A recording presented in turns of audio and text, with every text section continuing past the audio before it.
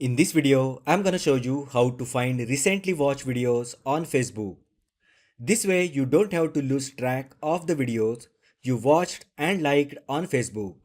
So let's get started. First, open Facebook app on your mobile. Now tap video icon located at the bottom bar.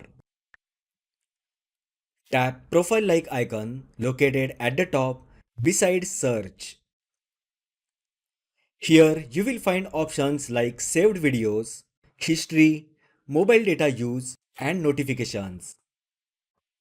Now to find recently watched videos on Facebook, just tap history option.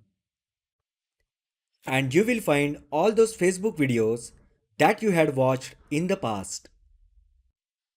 You can tap the video to watch again or tap on three dots and share with others using share video option. So that is how you can find recently watched videos on Facebook. If you find the video helpful, then like the video, share with your friends and subscribe to my channel. Thanks for watching and I will see you in the next video.